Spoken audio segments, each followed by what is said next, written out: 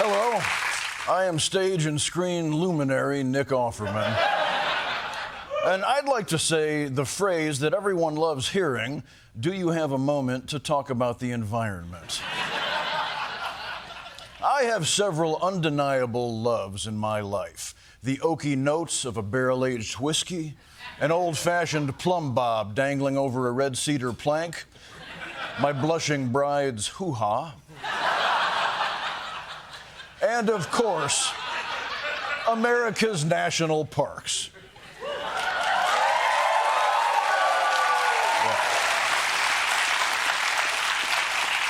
Our beautiful national parks were the brainchild of Theodore Roosevelt, Teddy, if you're nasty, and environmentalist John Muir, who you may recognize as the old man in Home Alone. America's national parks, as the kids say, slay. Now, I've spent much of my life in their splendor. I've written several books about them, and thanks to the parks, my parents never had to teach me about the birds and the bees. They just took me to look at Old Faithful.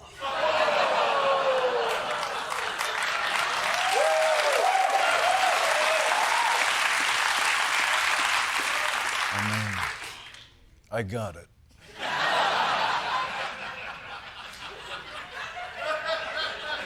But that's why it brings me great sorrow to report these pastoral gifts to America are under attack.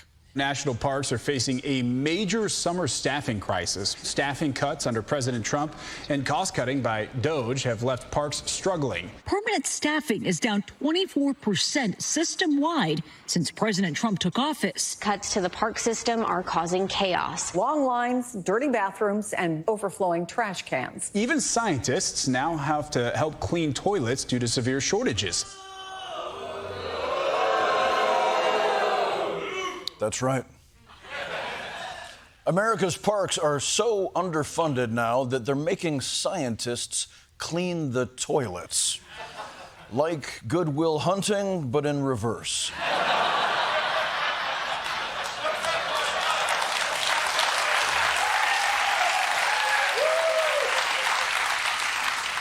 Now, this is a huge mistake. No scientist has the strength to clean the skid marks of a man who's been eating beans and campfire hot dogs for the past 3 days.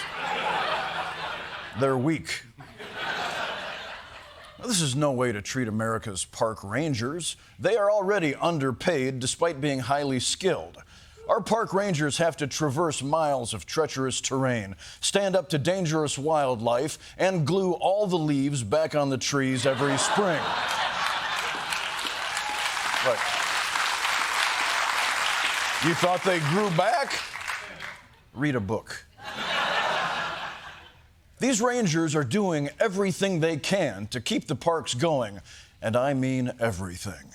A TikTok influencer is proving once again that sex sells, even when it comes to, yes, national parks. Kim Tanner is behind a trend called Park Talk, which features risque videos and raunchy song lyrics to promote awareness of the parks. Tanner says that she's concerned about federal funding cuts and new mining activity.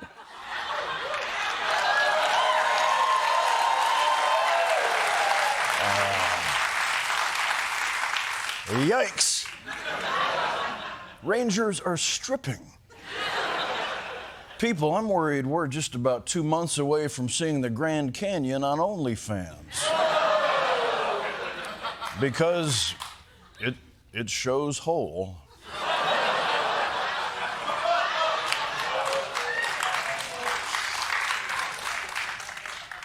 And it does rim-to-rim action.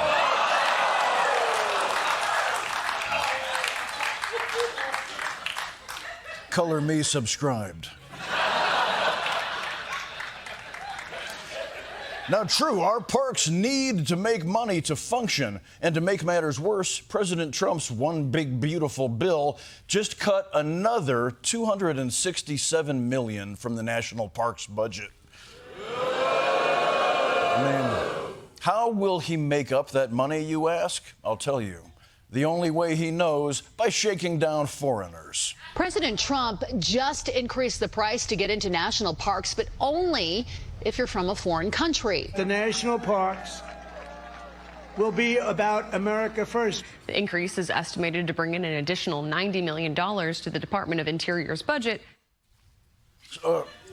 Let me get this straight, Mr. President. You cut $267 million to get back $90 million. Now, I'm no mathematician, but I believe that's called shitting the bed.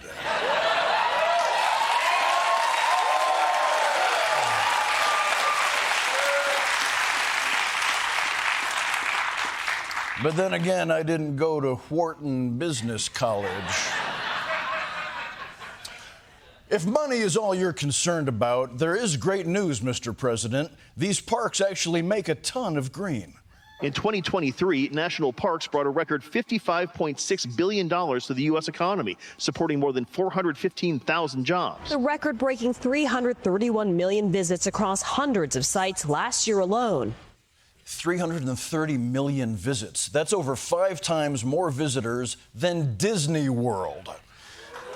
Yeah. Plus, the mice in our national parks would never debase themselves by participating in the culinary atrocity that is the character breakfast. Ugh. I'm sorry that you flunked out of Juilliard, Mickey, but you stay the f*** away from my eggs.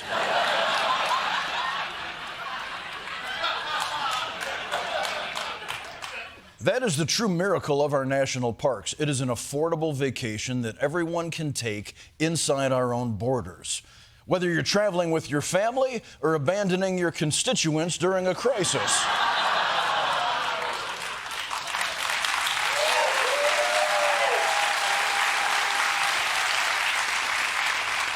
Protecting our national parks is a bipartisan issue.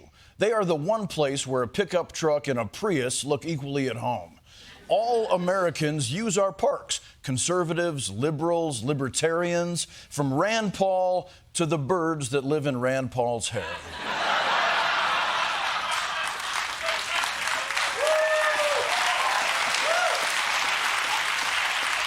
In fact, President Trump, even you have talked about our parks fondly and almost remembered their names.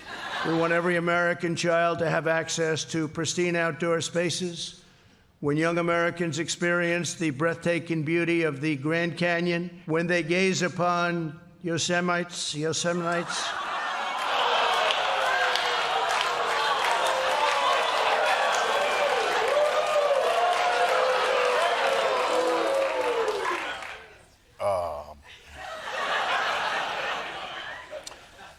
it's Yosemite.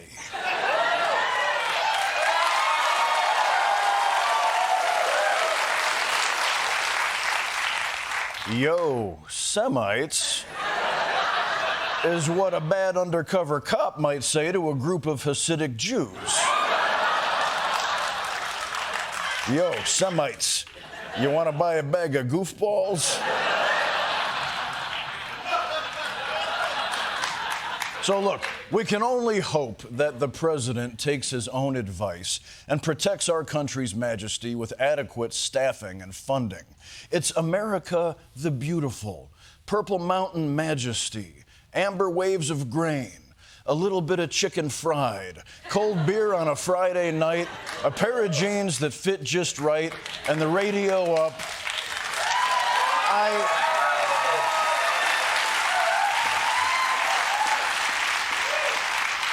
I may have gotten my songs mixed up. The point is, if we don't protect our natural beauty, what is even left to sing about? Because let's face it, America without its national parks is like McDonald's without the hamburgers. You can still go there, I guess, but at that point, it's kind of just a bathroom. But that's just my opinion.